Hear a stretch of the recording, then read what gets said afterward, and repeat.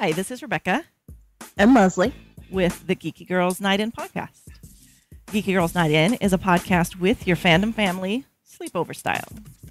Empowering fans and creating inclusive fan spaces where we can all be ourselves.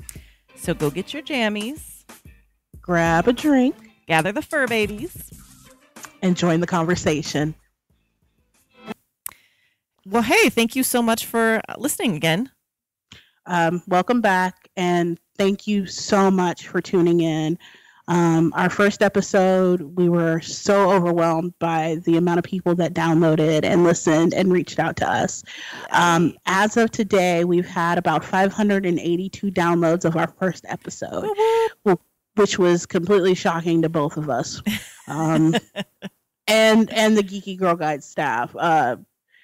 Because I was like, I'm rooting for 50. And we're like, girl, aim higher. Because we passed that in a blink. So that's awesome. Thank you. And thank you so much. And also, in that vein, I want to mention that we now have merchandise. It's on redbubble.com. And you can look us up by just typing in GGNI. But there'll also be a link in the show notes. So go ahead and buy a sticker. And thank you to the first person that purchased a sticker already. Mm-hmm. We do appreciate that. That's awesome. Like I put the link out there, and not even 15 minutes later, it was like, you have a sale. I'm like, girl, you lying. I know. Because like, we're not famous. We're not even fandom famous. We're just having a good time. And yes, we love that you guys are enjoying that too. So yeah. And rate, subscribe, and give us a rating so that other people can find us. Yes, and I'm slowly learning about the rating thing. And basically, you can only really rate on iTunes, rate and review on iTunes. Google Play does not offer anything like that. Google Play is weird, but we won't even get into that right now. Okay. I did a little research on that, and I'm like, what? Well, and I have to say the art for our Geeky Girls Night In, which is from @MakeMeBark on Fiverr, I think that's the best money we spent because they're so cute and eye-catching that I think it draws people in. They really are. And then be on the lookout. I'm researching patches. Like iron-on and sew-on patches. I reached out to somebody already. It won't be our full visage. It'll probably be just the name, just the title of the podcast, because everything else was so intricate. Right. But that may be something that we have in the future. Yeah. And I have to, I know I always say this, but I can't help it. Like the art, the little doggies in that art is actually our dogs. And so I get so happy every time I see it. I'm like, there's my Cordy and Sammy. Yes, there's my elderly toothless dog that I'm starting to believe is quite senile. Oh, but yeah. She's just so weird. I don't know. That poor girl. Bless her heart. Bless her. And I think it'd be fun for us to have design some T-shirts with great quotes on it and things like that about fandom. So that's in the works. Yeah. So is there anything else you wanted to add about that? Not really about that. My Weekend Geek, I've been basically prepping to learn PHP programming language so that I can work on our WordPress site. The pages for the WordPress site we've had since the beginning of Geeky Girls Guide to Life. And I think that was like 2013. And I paid somebody $15. Well, which is money well spent because I didn't know anything about WordPress pages. Yeah. And so I've been researching. I found basically a free tutorial. I just kind of got to sit down and do it. But in that vein, I also have a tutorial that I paid for to learn how to draw. And I paid for that like 8 months ago, and I still have it. Right, I remember that. That was Udemy, or which site did you use? Yep, it was Udemy. Okay. Yeah, so I still, I've gotten to the point where he's like, this is what you'll need, and then something happens. And I'm like, I don't have the attention span for this right now. Let me go ahead and go. But I have all the stuff I need. Yeah. I just need to do it. So cool. Yeah. Same with the PHP. So that's so exciting. Yes. And as for my contributions to Weekend Geek, first of all, there's a new Gish Whiz. It's now just Gish. Did you hear about this? I didn't actually. Oh, I heard something a while back, like he was going to bring it back Right. in a different way, but that was the last I heard of it, and that was a couple months ago. So for those of you who don't know, GISHWHES stands for the greatest international or internet scavenger hunt the world has ever seen. International. Yeah, it's So- international. Right. So if you're a Supernatural fan or a Misha Collins fan, that was something started by Misha in 2011. And it's basically a week-long scavenger hunt. It's online. You get like 15 people on your team, which is usually like, it's just your internet friends. Maybe one or two is your real, like locally. And then at the beginning of the week, they dump like 200 items, scavenger hunt items. And you just do as many as you want in a week and you post it online. And it's basically to connect people, have people create incredible things and do good in the world. So there's a lot of different types of items. They range from service to crazy art things like. Isn't that the thing that Jensen Ackles had his face immortalized with Skittles? Oh my God. Yeah. So one of the items was make a Skittle portrait of Jensen Ackles' face. And he someone did it who lived, near where they were shooting, I guess. And he walked into their store and like stopped and looked down because they had it all laid out. And he was like, Because Misha conveniently did not tell him that this was part of the scavenger hunt. He loves trolling his own friends as far as the kind of items that they choose. It's a lot of fun because everything from service to craziness to, Anyway, so last year he was like, this is the last GISHWHES. And everyone's like, ah! And then he was like, in this iteration. And we were like, oh. Yeah. Like, so moving on. Right. So they've basically revamped it. So the point of the week is really just to push your boundaries, to, create art, to do all these things. And then the money you pay to register goes to charity. And then the prize is like a trip with Misha. Your whole team gets to go on a trip with Misha. So anyway, yeah, last year it was like, it's the end as we know it. So this year it is coming back as GISH. So Greatest International Scavenger Hunt. Yeah. And which is easier, gotta say, easier than GISHWHES. It's going to be July 28th to August 4th. You need to register by July 14th. What it looks like, the difference is it's now an app, and it's grown up a lot, Oh, wow. It's like you can find people now. You can find people close to you using the app. You can participate in items all year, and then you can still do the week long one too. So anyway, I wonder how long it took him to develop that. Look, I've been signing up for his shit for years, and because he will be like, I'm gonna do a website, I'm gonna do a TV channel, I'm gonna do, like he's on the bleeding edge of this stuff, and he's just going without a rope. And so I think he's probably tried a couple of iterations. I imagine this has been a really long time in the works. I think we could probably even do a whole episode about GISHWHES, and hopefully we can interview somebody about it. But it is bananas. It's a great time. At the time that it started, I worked for a furniture company.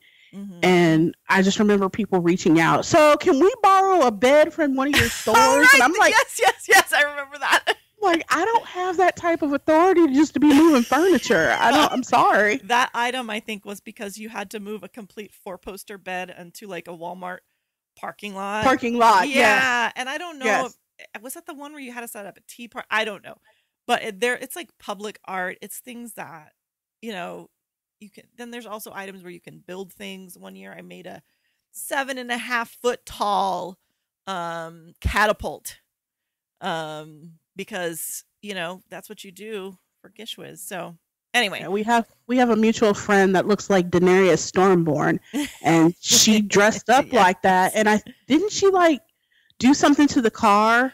Oh, that was actually 2 different items. Okay. So, okay. But actually, maybe we should have her call in. That'd be fun. Yes. Anyway, so check it out. It's on Twitter. They're I think it's well, you can go on gishwiz.com, but they're turning everything like on Twitter into gish.com, and it's actually a free app called Gish, Gish. So that's where you'll start, and hopefully we can talk more about it at a later date. The other thing I didn't mention last time, because a lot of these episodes we recorded a lot earlier as we try to figure these things out. But we got some extremely extremely disappointing news. Those of us who are fans of the supernatural hopeful spinoff Wayward Sisters. So for those of you who don't watch Supernatural, what Wayward Sisters is, it is kind of, it tells the story of Sheriff Jody Mills and a group of troubled young women, all of them orphaned by supernatural tragedy. Under Mills' training and protection, these women will emerge a supreme monster-fighting force. Unlike the original series, which centers on biological brothers, Wayward Sisters is about the sisterhood of girls in a foster family. And it just hits all my, I mean, I want this show. I want this show. And it shocked a lot of people they didn't pick it up because it seems like kind of a given. Like, in what universe these days do you have a show? You didn't have to pay for any properties. You didn't have to pay Marvel. You didn't have to pay DC. But it still comes with a fan base, and a very, very motivated fan base that's ready to market the crap out of it for you. And they are livid. Yeah, it's disappointing. It's upsetting. So right now, there's a lot of movement to save Wayward Sisters. I don't know if there's hope for the CW. People are talking about getting Netflix's attention. I don't know how any of that business and legal stuff works, but there are people out there who are saying it's really worth it to get Netflix attention. So, well, I mean, all the seasons of Supernatural are on Netflix. So yeah. So this is just real quick. Here's a couple of items you can do, and that I'm gonna do, and Leslie, hopefully you'll do with me because it makes it more fun. First is, so Supernatural season 13 hits Netflix on this Friday, May 25th. So Kim Rhodes herself says that Netflix will notice if we all go watch that episode. So on Friday night, 6:30 PST, I'm going to be watching the Wayward Sisters episode. I'll be tweeting it, but if you are on Facebook and you're interested in joining a Facebook group, that's super freaking awesome that I moderate. Also, Leslie's in it, and we're going to be watching it together that night as well. And so if you're on Facebook, look up Supernatural and Wayward Sister Lentil Community. We can explain the lentil part some other time, but that's where you find us. That's a long story that involves Scott Baio. And I just... It does not involve Scott. Not that one doesn't involve Scott Baio. The whole lentil situation involves Scott Baio. No, that's the lesbian shit ass. That's Scott Baio. Oh, I thought the lentils was... Because, didn't his wife tell us we eat lentils? No. Oh, I don't know. Maybe it was just somebody said all poor people. Anyway, moving on. Find us there. It's an awesome group. Yes. We can watch it together. Another thing is there is a change.org petition going on, and last I checked today, it was up to 77,877 people. Nice. So if you look up Wayward Sisters on change.org and find it. And then there's also Thunderclaps. Have you heard of Thunderclaps? I have not, no. So it's at Thunderclaps. It's on Twitter, and it's basically a way for people to magnify their voice, even if they don't have a ton of followers. So say you want to say Wayward Sisters. You say, okay, on this and that date, we're all going to send out a tweet together. Probably say it's during the Supernatural episode. So on Thursday night during the Supernatural episode. So then you write your tweet, and then you invite people to join. So they go on, they schedule their tweet, they schedule to retweet your tweet, and it just takes like 3 clicks, right? That is clever. Basically, then you have like the week to raise awareness and gather people. Because if you don't have, 20,000 Twitter followers, 100,000 million Twitter followers, it takes some hustle, to get people to know about your campaign. So that Twitter account is at Wayward_Thunder.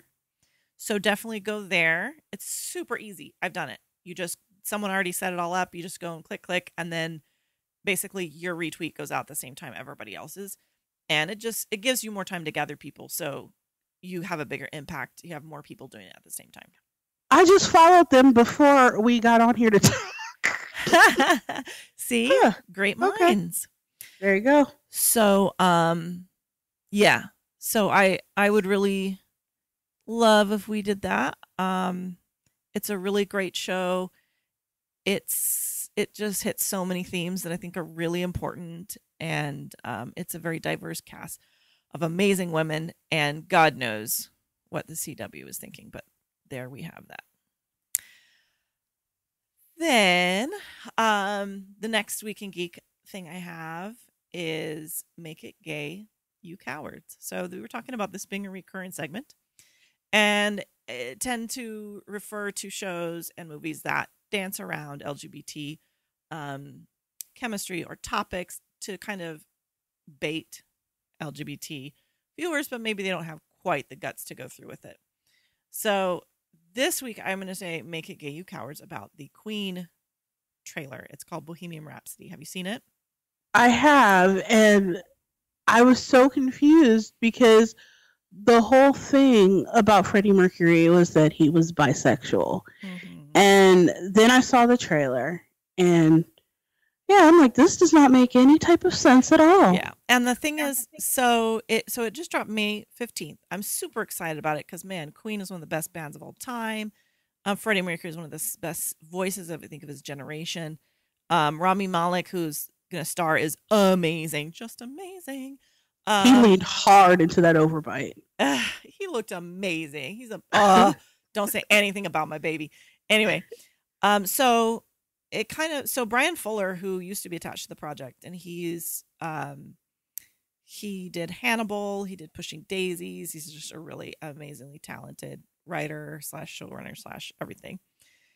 And he said, anyone else mildly annoyed that the Bohemian Rhapsody trailer features gay bi superstar Freddie Mercury flirting and twirling with a woman, but there's no indication of his love of men. Another issue he took was with the Fox's official synopsis. Okay, it doesn't mention that so we know that the fact that Freddie Mercury died of AIDS is a huge part of his story because this is during a time where people were just dropping dead like flies, and it was just a terrible time, and part of him. It's such a huge part of the story, yet they say where Freddie Mercury, this is part of the synopsis, Freddie Mercury faces a life-threatening illness, which leads the band in one of the greatest performances in the history of rock music. And Brian Fuller says, Dear 20th Century Fox, yes, it was a life-threatening illness, but more specifically, it was AIDS, Fuller wrote, from having gay sex with men. Do better.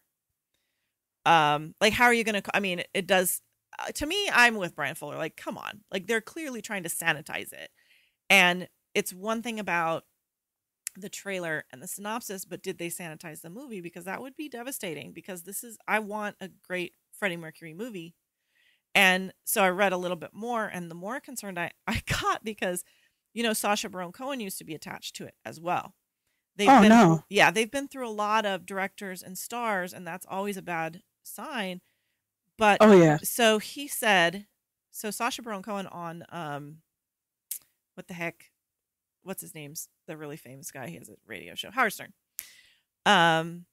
He said he lamented that the surviving member of Queen wanted to micromanage the project. They wanted to make the story about the band rather than about Freddie Mercury, and they wanted to downplay his diagnosis. He said a member of the band, I won't say who, says, it's such a great movie because there's this amazing thing that happens in the middle. And Cohen says, I go, what happens in the middle? And he goes, well, Freddie dies.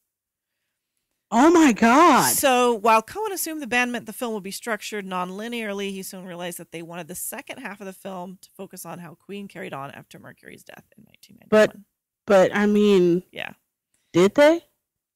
I'm just saying, like, the problem with biopics about these magnetic, amazing people like Freddie Mercury or like Nina Simone is that the people who we don't talk about the Nina Simone biopic ever. I know.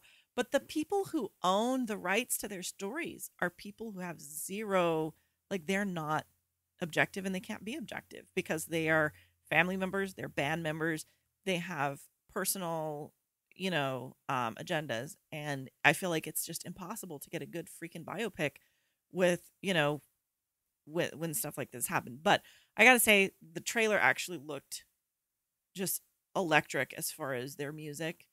Mm-hmm. And it looked amazing. I hope the trailer and the synopsis being sort of drained of everything having to do with LGBT content. I truly hope that that's a marketing thing and not about the movie.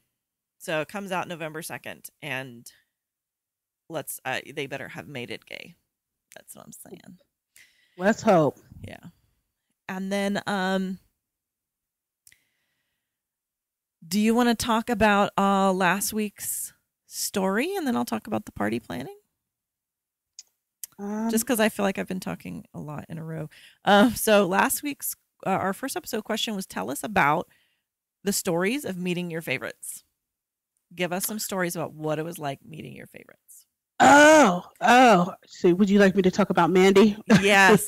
So one of Leslie and I's friends that are on in our Facebook group, Mandy Brown, went to a convention and met Chris Evans, and we asked her to send us this story, and it's awesome. Give me just a moment here. Okay. And so for the record, I desperately wanted to go. I think it was Salt Lake City, but I didn't have the money. And then after hearing her story about what it was like meeting Chris Evans, I was just like, how dare I not go because of money? Like, I should just be like on the streets, but having met Chris Evans, you know what I mean? Like, I just feel like my adulting was misplaced there.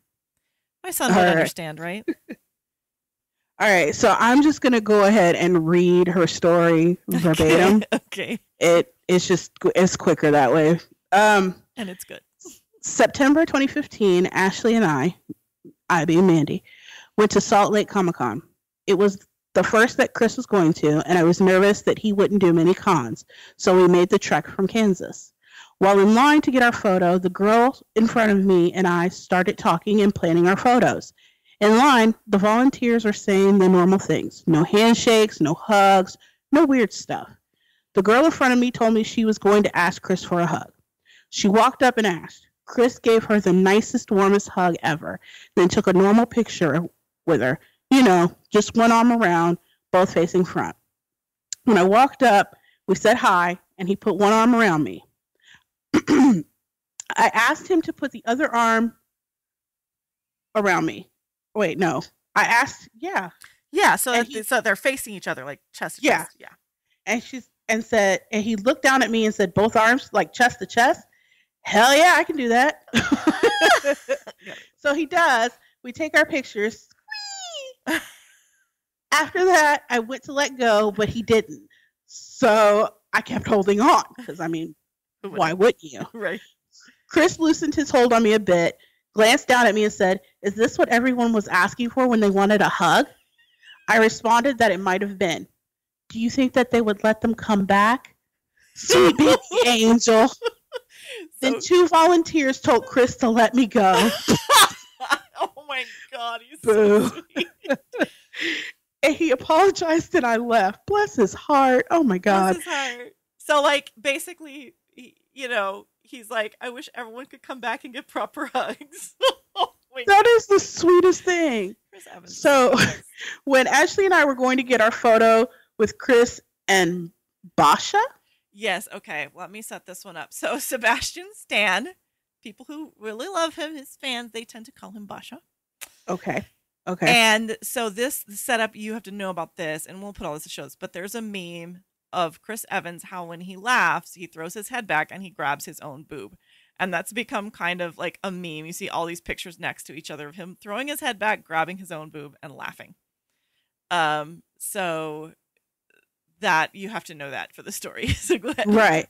So they were going to get their photo with Chris and Basha, and she jokingly said that we should all put our hands over our chest like how Chris does it. And Ashley glommed onto the idea and wouldn't let me change it. It was my job to tell Basha the idea, but he was so beautiful that I forgot how to talk and really didn't clue him in. Sorry, Basha. But here's the thing. I've seen the pictures, and Mandy, her friend, and Chris Evans all look normal. Sebastian Stan looks like he's praying. Yeah, well, because he has no idea. So if you keep, basically they went up and Chris Evans knew instantly the meme they were talking about. Like, he knows what he does and he knows that people laugh at him. So he was like, oh, heck yeah, let's do this. Apparently Sebastian Stan was too beautiful for her to explain it well to him. So they've all got their heads thrown back, laughing, grabbing their own boobs, and Sebastian Stan just looks like really, really weird, and it's super He looks like he's like half praying, half pledging allegiance to the flag, which is cute because he tried, even though he had no idea what the heck He they were did. talking about. But he looked so serious, and they're like all jovial, and I'm like, this is. But you know what? I don't blame Mandy. I don't think I would have been stringing two words together if I was looking at Sebastian Stan's face either. He's very pretty, but like I'm obnoxious and be like, Bucky, where are your plums? Anyway, the pictures turned out freaking precious. Chris really Evans did. is an angel, and you're gonna once we get this episode up, we'll Instagram the pictures and put everything in the show notes. But it's nice to know that Chris Evans is a real life angel as well as playing one on TV. It's super sweet. And then, so before we get to the interview with Chris, I want to talk about, we're going to be doing some parties with Geeky Girl Night In. So one thing that I love to do, and I know a lot of you guys do too, is themed watch parties. So we're going to pick a couple of really cool things that are coming up. We're going to come up with a menu, with drinking games, with all kinds of stuff. And then you guys can download the kit and have your own watch party along with us, and we'll live tweet it. So the idea is that we're all going to the idea is to build our little community and have a great time connecting with the things we love.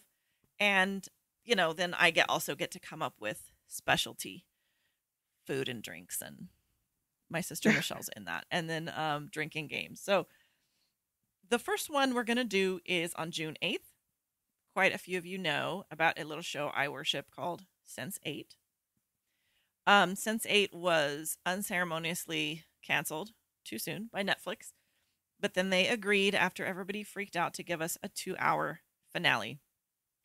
Because truly the end of season 2, it was literally in the middle of like, talk about a cliffhanger. They hadn't even finished the cliffhanger. It was like, oh wow, it was in the middle of a scene that was just, it was awful to think of ending it that way. So we're getting a 2-hour finale. Obviously I'd like the show to go on, but we're definitely leaning into this finale, and that'll be on June 8th. I'll be tweeting about it, Instagramming, and we'll have a kit to download. So you can either follow along with us, or you can throw your own party and send us pictures of your party. However, yes. The second one we're going to do is on July 20th. That's going to be Winona Earp premiere of season 3. I'm actually going to be in San Diego at Comic-Con, but I'm sure we're going to have a bash down there. Yeah. And then the last one we know for sure we're going to do this year is the season premiere of the new Doctor for Doctor Who.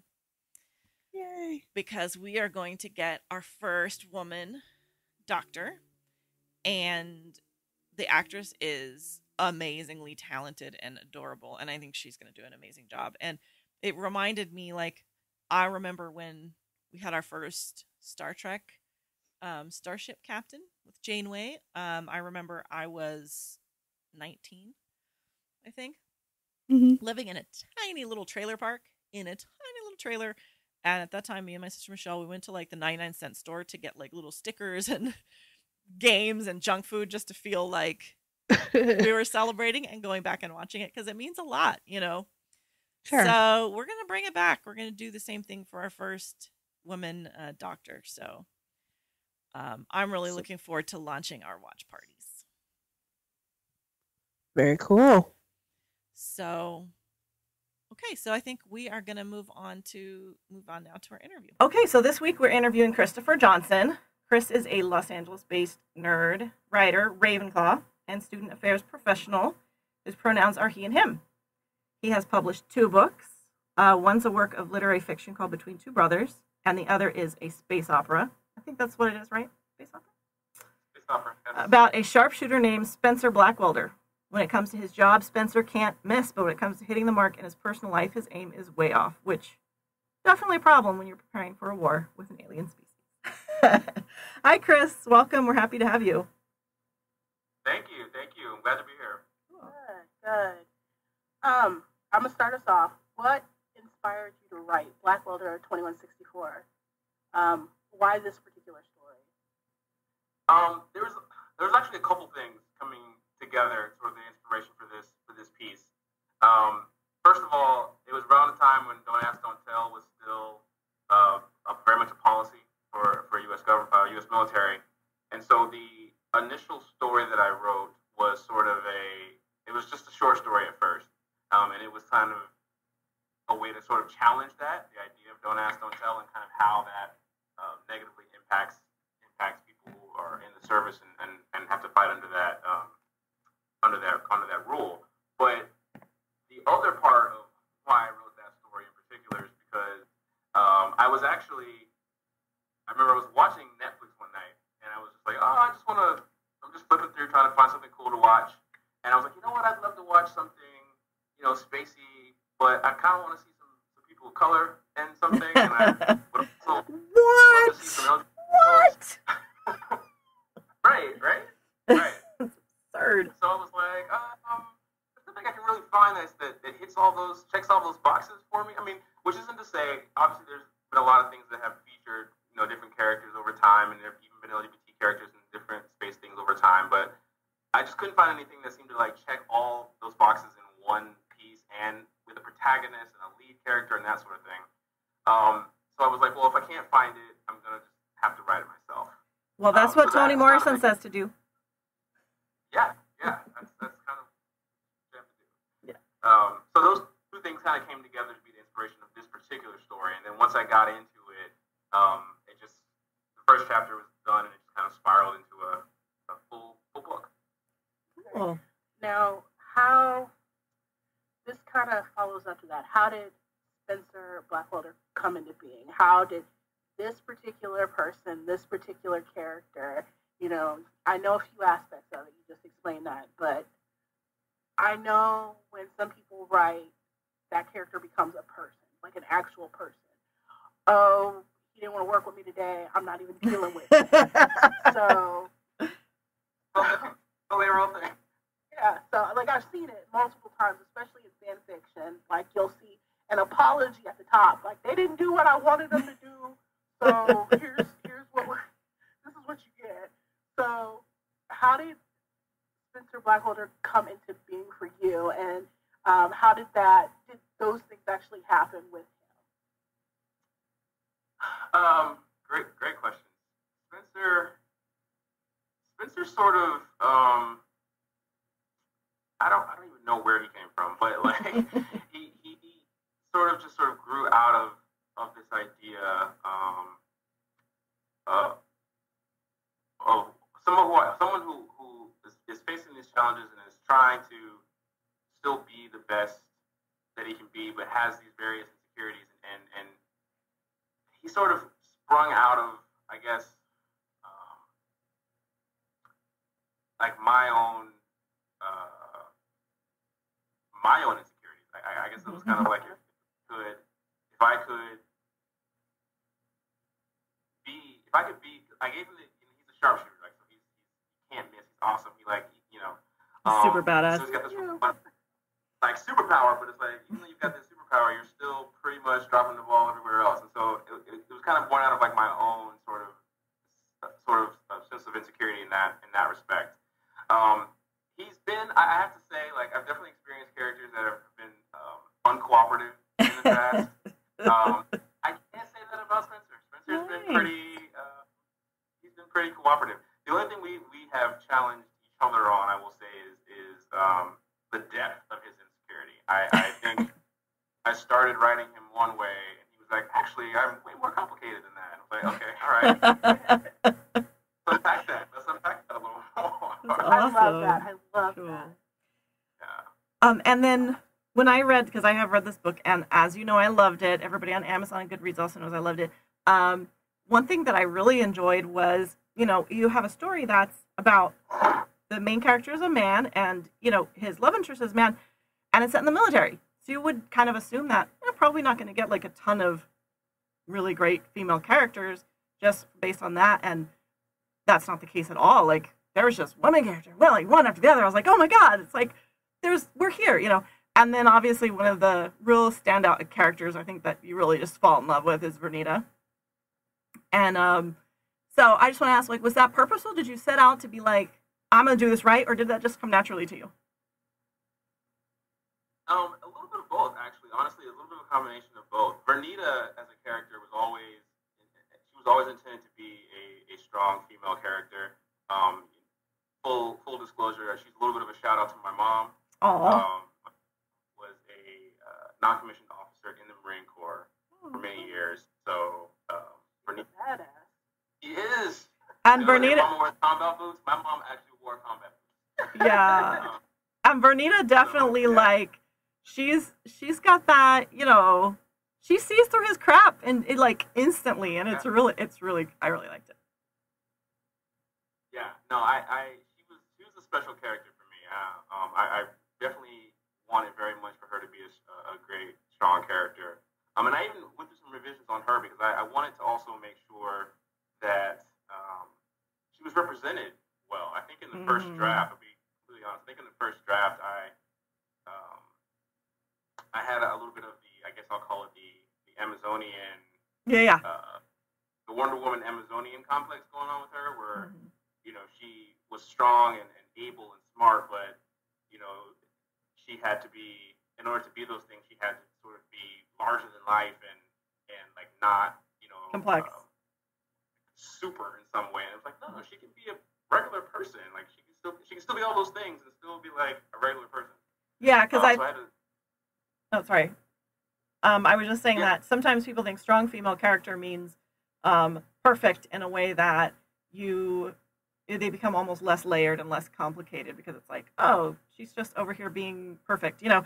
And I think the cool thing about Vernita is like Spencer immediately has like this hero worship with her because she was in this amazing battle, and she was just like, oh, don't get it twisted. Like, calm down. You know what I mean? Like, she's like, that this is not, you know, it's not as perfect as you think it is. And so, like, to me, she did have those layers of complexity and kind of challenged him in a lot of different ways, which was very cool. Yeah, that's one thing. I really ended up falling in love with her. Like, I'm looking forward to writing. I mean, she started out as a supporting character, but she very much became central, I think, to the story and for what's coming next. Like, I want to do a sequel to this, and it's for me in my head, it's gone from being a story about Spencer and Spencer's relationship with Juan Miguel to being a story about Spencer, Juan Miguel, and Vernita. Well, everybody loves a good bromance. Excited to see her elevated to that level. But in terms of the other female characters in the book, I wanted to make sure women were represented. I feel like, you know, when we in society think about military, we think about war, we think about fighting, we think about these things, women can't be in those spaces. And of course, that's absolutely ridiculous. You know, we're talking about the planet Earth as a whole. Women make up half the population. Like, why wouldn't they be, you know, represented in this fight? So I actually ended up going through my first draft and really intentionally, you know, putting women in strong places, like having some of the upper level officers be women, and I even changed some of the characters because I was like, my first draft I went through and I was like, there's not enough women in this story. Like, there can be more women in this story. So I would go back and be like, you're a woman now. Because why? Because why not? But it was, I did want there to be representation. I wanted there to be a strong representation of women in this piece because I feel like that's a space that women don't get to always be in when it comes to science fiction. Cool.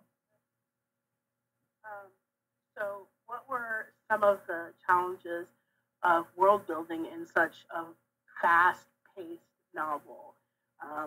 And also, how did you come up with the amazing names for your ships? The world building was actually really fun and challenging and interesting with this story. It kind of layered itself as I went. You know, I started off, again, like I said, it started off as a short story, and I was just talking about these three characters on this one ship, and their kind of world was small. And then as I realized that the characters have more story to tell, I kind of had to follow them as they were, you know, unfolding these other aspects. And so it was a little bit challenging because I had to kind of really dive deep into my imagination to kind of see, okay, who are these people that they're fighting? Like, what do they look like? Like, what is their whole thing? Why are they doing what they're doing? I went back and forth with the motivation of like why all this was happening in the first place, like a lot of times, and that really kind of helped shape the world as well. I got into actually Pinterest. I got into Pinterest. Nice. It helped me out a lot too because it was helpful Surprised. to see.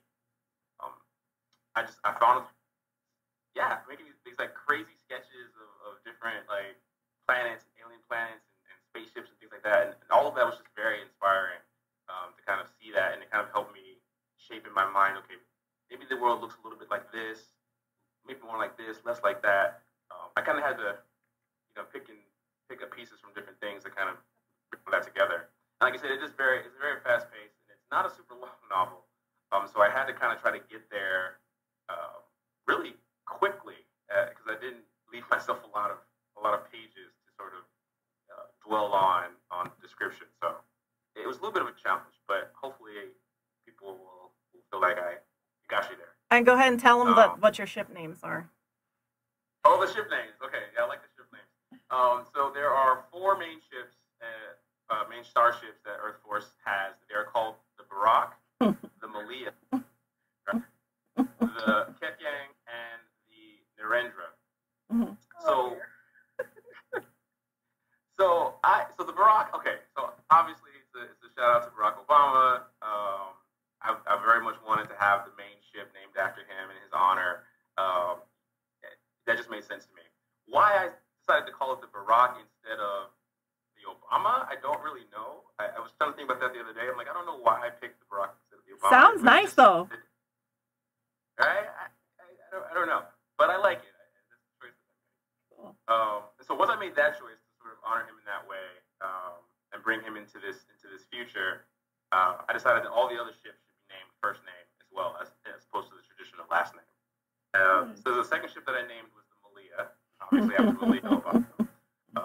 Envisioning a future where, she becomes president. Yes. And then steps into this great legacy. If anybody gets to have a presidential legacy, I think it's the Obamas. So that's where that one came from. Well, that was a lot of fun. What's that? That was a lot of fun. Yeah. And then with the other two, the Ketyang and the Narendra, I wanted to. I feel like American science fiction, and I won't. And this is a huge generalization, but I'm going to say this anyway. Sometimes we center on what we know, right? Like I grew up in the United States. The United States is what I know. If aliens are coming to Earth, I'm going to imagine them coming to the United States. They have to kind of be intentionally more inclusive, and so I'm like, there are a billion people, right? There's a billion people who live in India. There's a billion people who live in China. Like, you can't have a world-shaking event that doesn't include all of these people who make up almost half the population of the planet. So anyway, so those two are kind of shout-outs to both India and China. They're the first names of the prime ministers of those countries. Oh, cool. Very cool. So yeah, King Lee and Narendra Modi, I believe. Oh, I know nothing about them as politicians. Right. Politicians, but well, politicians get ships named after them, good, bad, or ugly. So. Right. So speaking of ships, I super ship already. Spencer and Juan Miguel. Like, I have to say, like, the first, 10 pages, you read it and you already pick, oh, this is who Spencer is. Oh, this is what he's going through. And so instantly I feel like I was very invested in him being okay and him finding somebody. And of course, meeting Juan, he's just, Juan Miguel is a great character, just, kind of like in the shadow as his father, but not afraid to step up and challenge his father, and what turns into kind of a punishment for him being sent off to this place turns into just like this amazing opportunity for him to shine and make a difference. I don't think that's too spoilery, but he's a great character, and he's super hot. So, you can just tell. So I was just thinking, speaking of shipping, that I'm a part of like a lot of fandoms, and I read fan fiction, and I feel like so I ship Destiel, you know that, and you both watch Supernatural, so you know that. And I feel like because of ships like Destiel, there's a lot of women, especially out there, who maybe have paid money on romances before, but male-female romances, but then they've watched these shows and falling in love with these pairings who are LGBT pairings. So like my mission in life is to get them to also spend money on LGBT books, you know, written by LGBT authors. So I feel like there can be a transition there of, yes, I read 50 trillion like fics on AO3 for free this month, and that's great. But when you go to spend your money, go also find an LGBT book that has a love story written by an LGBT author. So how do we make that happen? Let's monetize this shit.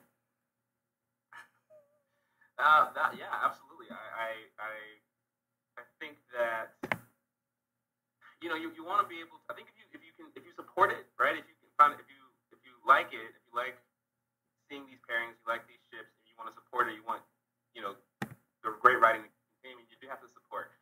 There's a lot of fantastic fan fiction, and I by no means am I saying that like. Oh no, it's not an either or. Yeah, it's not an either or. Exactly, it's not an either or. I just feel like it's a transition. Like, just transition them a little forward. You know what I mean? Just develop it a little more and say, well, if you love this, maybe you should think about this, whereas maybe they didn't before. Right, and I think the important part of that too is part of that transition. The result of that transition is that because the society we live in does run on money. The result of that transition is if people start to buy this work and it becomes profitable, then you start to see it more. Actually, you get to see it more in mainstream media. You get to see it more in television. You see it more in movies. You stop getting queer baited with like, oh, are they? Won't they? Right. You start to get, right. You start to get actual storylines that pay off on that, and I think that's how you get that. You get that because you can say, look, people are purchasing this. Like they're not just reading it and talking about it and liking it. They're actually spending their money on it, which means they'll sit down and watch that show or they'll go to that movie. Right. So I think that's that's kind of the payoff of monetizing it in a way.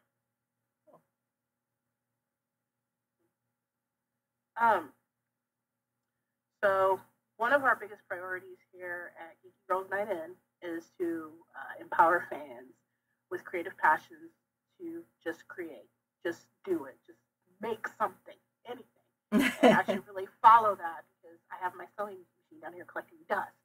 Anyway. As an author who also works full-time in a different career, can you give our listeners any advice on how to make time to write and how to learn the publishing business? Sure. The first thing I'm going to say is you like you said, you just have to do it. I am not one of these authors who's really, really great and writes every single day. I wish that I were, but I'm not. Because sometimes I'm tired. Sometimes I'm other things that I'm distracted and whatnot. So I don't do it every day. I know I should put that out there. But the first thing is you have to do it. I talk to so many people who are like, oh, I'd love to write a story, but it's like, well, no, but you just have to sit down and start putting words on paper. Even if you don't do it every day, even if you don't have the opportunity to look at it every single day, just a word or two here, a word or two there. Write some notes down on a napkin. Open the Word document and like let the cursor blink at you for a few minutes. Like you just have to find a minute here or there.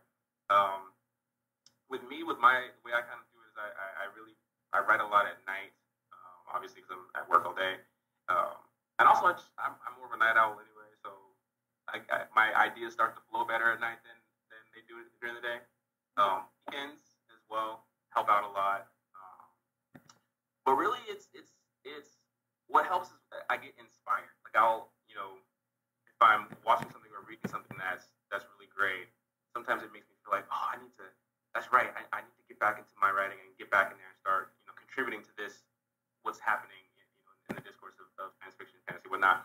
So, even being around other people who are doing the hobby or who are other people who are experiencing it can help inspire you to go do it. Like with the sewing, if you happen to find yourself at a great shop and you see a fantastic pattern. For me, me, I'd be like, oh, that pattern is amazing. I want to go home and try to, do something similar, or at least jot down some notes about it, or be like, this was really cool, something to come back to later on. I know it's much easier said than done, but really at the end of the day, it just comes down to like you have to grab that moment when it pops up. And you, not to interject here, but you also have writing groups, don't you? Do you find that useful to have people to help keep you accountable? Tell us about that. Yeah, I was going to get to that too. Yeah, that's one part that makes it so possible for me is actually having a writers group. I love my writers group. They're fantastic. They're a great bunch of folks. And we trust each other. So when I give them stuff, if it's bad, they'll tell me it's bad. Like my one friend, like I give her my stuff, and she loves to take the red pen and oftentimes like, nope, this whole page, just throw that away. Just, get it out here. So that also is really, really helpful. The writers group, I credit, really help. They really help drive me because we meet regularly. We were meeting regularly. Life's getting a little crazy. Everybody's got kids and all that kind of thing. So we meet now. When we can. But the cool thing about it is when you have to meet, it's like, oh, I got to get these pages done so I can send them to the writers group because they're gonna like yell at me if I don't have pages. So that really helps too. So having a little community or somebody, at least one or two people who can push you and nudge you. And that's why when people say to me, oh, I want to write, I'm always like, hey, let's just pick up a pen and start doing it. Just grab a moment, walk over here, sit on this little bench right here, and start jotting some stuff down. But yeah, the writers group is amazing. I love those guys. And I've got the next question, but I'm going to just squeeze this little comment here. So have you read Felicia Day's book? I haven't. She has a memoir about, oh my God, always weird on the internet. I forget the name of it right now because my brain doesn't work well. But her whole thing is like, I wouldn't have had any of this if I didn't have this group of women that I meet over pancakes once a month. She's like, sometimes I would just do things because I was like, crap, like I've got this thing tomorrow. Let's just do it, and see how it turns out. Or she'd maybe even start like kind of BSing over pancakes, like, maybe I'll do this and that. Like, really? Well, I'll help you with this. I'll do that. I'll do the other thing, And then she's like, oh crap, like I guess we're doing this, So I was like, okay, pancakes, like that's a good tip, pancake breakfast groups. But major moves get me into pancakes. Yeah. So another thing, so yeah, the next question was, you do have this other full-time job, and are you trying to write full-time, or is it like these are two parts of yourself that kind of feed into each other and you want to keep both of them? When I started, I wanted to write full-time, and I was like, oh, this is what I'm going to do. I'm going to be a full-time writer. I'm going to make my living this way. And it was a little bit. I was very much like, oh, this is. I'm gonna write the best-selling novel at 25, and I'm gonna become like a rich and famous writer, and like the world is just gonna open up for me. It's gonna be amazing. And then I realized, well, it worked that way, right? There's only one J.K. Rowling and one Stephen King, right? Like. Yeah, exactly. Like you're not gonna make $1 billion off of a book. Like, chill out. Yeah. Like it's not gonna happen. So, I think I got lucky. I got very lucky because I really do love student affairs. I love my career, and it started out as something that I was doing in the meantime while I was trying to make writing really happen. But it turns out I love it, and I really have a passion for it. So I'm actually good with doing both things. I'm good with the fact that I don't make my living as a writer, but I continue to write. Like I'm comfortable with those two things coexisting, and I think it's a really good place to be in because now there's no pressure. There's not this pressure to be like, if I'm not supporting myself solely off my writing, then I'm not doing it enough, and I'm not good enough. Pressure is gone. That's such a myth anyway. Yeah. It's such a myth anyway. I mean, almost no writers just write anyway. Even if they don't always or even have a 9-to-5, they do other things like consulting or speaking or whatever it is. Like you probably count on 2 hands the number of authors that are really like, I just sit and write. I just like sit and in my laptop, and that's all I do. Like, it's not really a thing. Go to Starbucks. Right? That's really not much of a thing anymore. That's kind of the reason I got into IT. I was firmly convinced I could just sit in a corner and do my job and not talk to anybody. They lied. They lied so hard. Oh my God. Don't believe it. Don't believe the hype. I talk to everybody. My phone rings nonstop. I want to cry. My desk, go away. I do sit in a corner though. They were correct about it. Congrats. Tried to make me give up my corner, and I was like over my dead body. So much. Leslie's an introvert. You gotta stay in your ground. Yes. You're not taking my cue. You're not taking my corner. Fight everybody. The struggle is real. Yes. Sorry. Anyway. No. I'm with you. I'm with you. So right now, traditionally published stories with diverse characters are on the rise, but not stories by diverse writers. I know there's a ton out there, and there's quite a few science fiction books on the rise, but not what it needs to be, you know? Mm-hmm. But publishers are embracing diverse characters, but not necessarily diverse writers. So as a gay man of color, why was it important to you to write a story that reflected your identity? And do you think it matters that people of color tell their own stories? I think it absolutely matters that people of color can tell their own stories, and LGBT folks can tell their own stories, and differently abled folks can tell their own stories. This is an interesting topic because what people might say on the other side is, well, if I'm not a person of color, does that mean I can't write about characters? I can't be in my book, and if they're not in my book, they're telling me my book's not diverse enough. Like, okay, calm down. No one's telling you, like, it's always like, oh, you're taking everything from me. Like, you're fine. I think it's very important that people are able to tell their stories because what you get otherwise is you get sometimes, most of the time, a lot of the time, you get stories that are based off stereotypes. You get stories that are based off of sweeping generalizations and these assumptions that you make from outside of the community. And I mean, everybody is subject to that, right? Because I am a gay Black man, and there are women in my book, right? And so I'm not a woman, but I write women characters. But I try to do that as honestly as possible. I speak to people in my community. I try to make sure I'm representing as best as I can. But it is important for everybody to have their own voice because I could never write a story about a woman that I think would be as good as a story written about a woman by a woman, right? Like that's an experience that I don't fully understand and will never fully understand because that's not my reality. And so I think it's important for my education and for everybody else's education that there should be women writing stories about women. The same can be said about any ethnic group, any racial group, any other category. Like if people aren't telling their own stories, you're not getting the truth of that experience. You're not learning about those people, and those voices are disappearing and it won't be heard.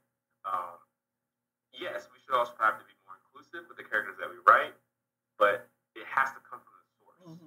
Like it has to come from the source. And so that's why for me, it's important for me to write the stories that I write and the characters that I write because that is my source. That is my truth. When I'm writing a character, Spencer, who's a gay Black man, LGBT man of color, like that is my truth and that is where I come from. So it's important for me to make sure that story is being told authentically, and so that people can see, okay, it's not necessarily again the stereotypes and the assumptions and these other things. This is lived experience. Right. I mean, as much as you can have lived experience in space. Well, you know what? It's the space. The space stuff may not be real, but the human stories and the feelings and the journey, the emotional journeys, are what's real. And that's often why we love it so much. But that's why we feel it. I tell people all the time about the human part. Like, right. The space part is cool, but it's the human part. It really is. And there is. So that's so that people get the stories. So what's next for Spencer? What's next for the book? We're talking sequel, series. What's going on? What's in the works? For sure, sequel. I am already working on sort of the follow-up to the book. Is it a series? Is it not a series? I don't know if it's a series. But then again, who knows? I didn't know it was going to be more than one short story, and it turned into a book. So it might be a series. Who knows what happens when I actually get in there? But for sure, it's going to be at least a sequel that I've already started working on, and I'm really excited to kind of see where it goes and explore more with these characters. Spencer, he's going to have some challenges coming up. I think he had it relatively easy in the first book, and so he's going to have some... It didn't feel super easy, but okay. Okay, so you be good to Spencer, okay, or I'm going to come over there. No. Listen. I want to protect him. But here's my thing. As a writer, I often struggle with my characters, having them go through hard times. Yeah. I love them so much. I just want to protect them. Right. No bad things happen to you. It's you gotta let them. Yeah, I know. Yeah. So he's gonna have some challenges. He's gonna have to earn it a little bit in the second book. All right. But I think he'll be fine. Cool. Maybe we'll see. I don't know. But yeah, for sure that's coming up for them. At the very least, the sequel. Cool. And also, I'm also doing some sort of extra content where I explore the characters sort of outside of the main arc of the story. Uh-huh. I showed the story to my writers group, and they were like, "You're writing your own fanfic." I'm like, "Yeah, kind of, a little bit." Yeah, but that's awesome. Yeah. But it's fun because it lets me sort of tell these sort of side stories that explore more of the characters, but I don't have to do it in the context of fitting it into the overall narrative. Right. I can just tell the story. Here's Yeah. some more about this character that you didn't Right. know, and here's some more about these characters. And the first one that I've actually written dives into the actually per your suggestion, dives into the backstory, a little bit more of the backstory between Spencer and Robbie and that love triangle, which was fun to explore. It was kind of fun to explore. Yeah, that was my suggestion. I'm telling you, send me that Patreon link and start turning out that that behind the scenes dirt, and I'm about it. So I'm having a good time with that too. Very cool. So y'all have been friends for 10 or so years, right? Mm-hmm. Yeah. Okay. So random fact: Rebekah and I've never actually met in real life. Can you believe that? I live in Indianapolis. So And I'm in SoCal. I don't need anybody. I'm a flyover state. Nobody wants to be here. Not a good thing. Pobrecita. So, Rebekah, I told you my husband, he has a trip he has to take for work. He's going to be out your way. Oh, cool. So, but he's awkward, so he probably won't reach out. All a little awkward. He's very awkward. Bless his heart. So, what's it like to party with Rebekah? Let me tell you. It better be nice. It better be nice. Rebekah is awesome to hang out with. Oh, there you go. She is straight up life of the party. I always have a good time when we hang out. We don't get to hang out nearly as much as I like. We do live a little bit far away, but when we do hang out, I always have an excellent time. I love having you around. You are just you're an awesome person. You're cool. You're thinking about things that people don't always think about. You're open and warm in a way that sometimes people aren't. And at the end of the day, you're also just like, yeah, let's do that. That sounds like a great idea. Let's do it. I like people who can be spontaneous and they're like, yeah, we're gonna just keep this party going. And Rebekah's very much that kind of person. So. Well, I would say that, yeah, when I drink, I start telling you how much I love you, but you know what? I do that when I'm sober. When I love people, I just tell them anyway. Yeah. So I wouldn't say I'm like I'm an affectionate drunk, but that's kind of affectionate sober. So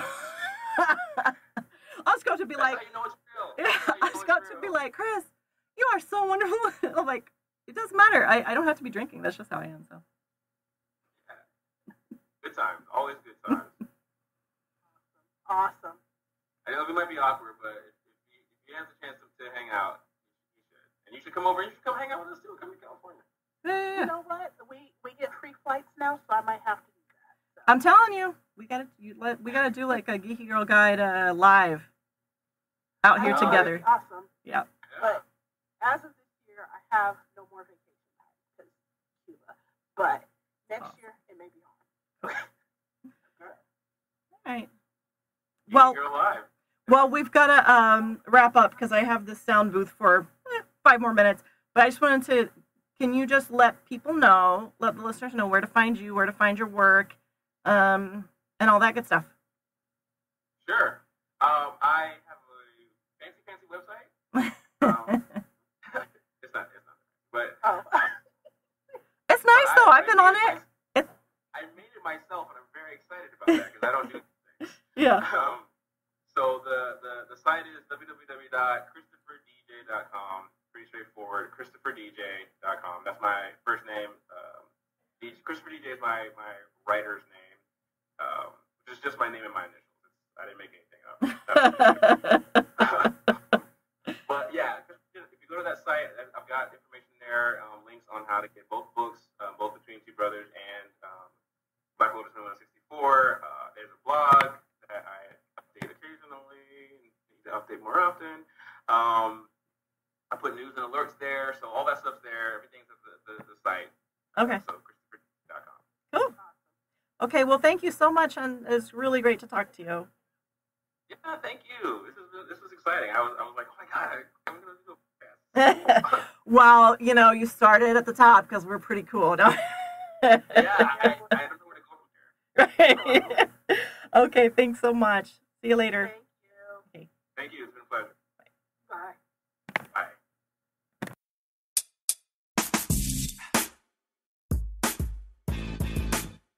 Thank you for hanging out with us today.